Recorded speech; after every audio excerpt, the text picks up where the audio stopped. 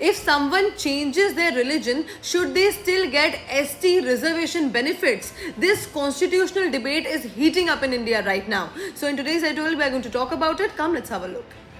So as we all know, India gives special protections and reservations to scheduled tribes STs because many tribal communities have faced poverty, isolation, discrimination and lack of opportunities for generations. But now a debate is happening. If a tribal person converts to another religion like Christianity or Islam, should they still receive ST reservation benefits? Some people say yes and some people say no. And that is what this article discusses. See, let us talk about the background, how this debate started.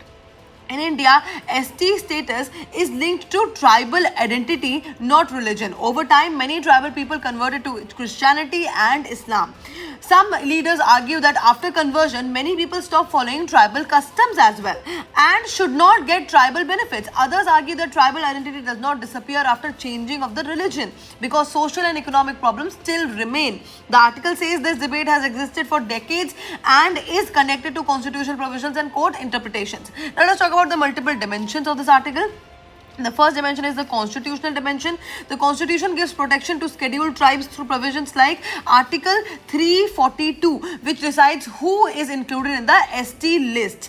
Does changing religion automatically remove tribal identity? This is legal, unclear, and courts have dealt with related issues. Then second is the social justice dimension. Arguments for continuing the benefits. Tribal people may still face poverty, backwardness, discrimination and geographical isolation even after their conversion. A change in religion may not change their social reality. For example, a poor tribal family living in a remote forest area may still struggle regardless of their religion. Third is the cultural identity dimension. Arguments against continuing benefits. Some believe tribal reservations exist to protect tribal traditions and customs. If someone leaves tribal faith and practices, they argue the original purpose of the reservation weakens. Then there is a political dimension to it. The issue becomes politically sensitive because it affects the reservation benefits, which is a sensitive topic in India. And different groups and political parties have different views in it. It can influence tribal voting and identity politics as well. Lastly is the legal and judicial dimension. Courts have often asked, should religion or tribal identity be the deciding factor? The matter remains debated and interpretations differ for many other people. Now let us talk about the UPSC relevance of this article. This becomes highly important for GS paper 2 polity and governance perspective, especially Article 342, then GS paper 1 society perspective, and for essay and for ethics paper also this becomes highly important. And that is it for today. Thank you for watching.